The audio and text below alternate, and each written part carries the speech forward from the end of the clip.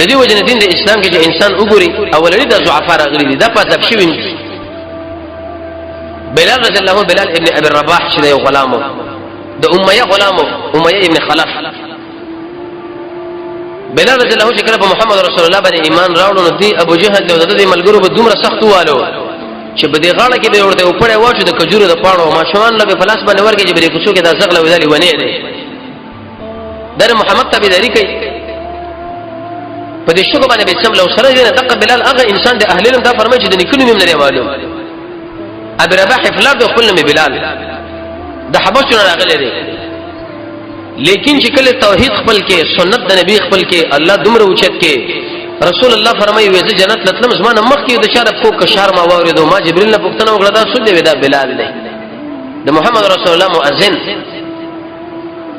د جنت زیر ورته په دنیا کې راغلل اوچت صحابي قیمتي د دین د وجه کله به دی ابو جهل د دې امیه د په ورځ باندې وګیا پاتې ډوډۍ به بند کړه او کله به بده سخت ګرمه شګه باندې سملو د پاسه به یولې تیګ ور باندې کې خو د زنجیرانو به تړلې یا به دغه شان د مکه مشرکان ور باندې نه سو د بلانه دغه आवाज کوي احد الله اکیو دی الله اکیو دی د مکه ګرمي هغه شان معلومیږي چې کوم حاجین هغه ګرمي باغی ځبنه دي صحابه سملاستل او بیس موږ اوسه د قرباني اسلام دا چې د موږ کومه قرباني کړې معمولونه بيجي لاړ شي موږ ټینګي ګره معمولونه مشکل په موږ باندې راشه او ځان د څه کړي چې موږ د جنت ته کدان نور دې شي موږ ټینګي ګو بینا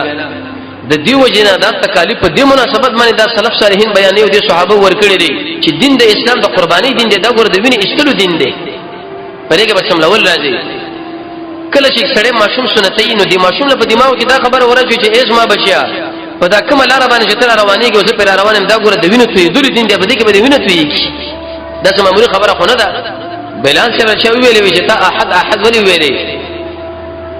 وېزه په دې چې مشرکان په توحید باندې ځخه پکېږي نو ما څه کدا ویلې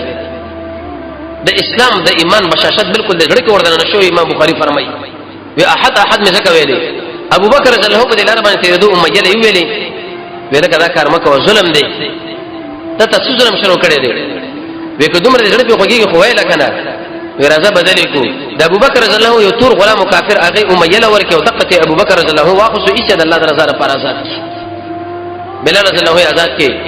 عمر ابن الخطاب هغه به ویلې و ابو بکر سیدنا واعتق سیدنا و ابو بکر زمون سید دی او زمون قومندان او زمون سید ته آزاد کړی دی عمر رضی الله عنه عمر لیکن چې بلال رضی الله عنه به کله ولید نو خلق له ویل چې دغه زمون سید دی د زمون مشر دی یو مشر زمونږ ابو بکر دی او دوی مشر زمونږ بلال دی دغه مشر راجوک شلو دا مشر موږ له آزاد کې دي دوه صحابه کرامو له خلکو سیدین ویلي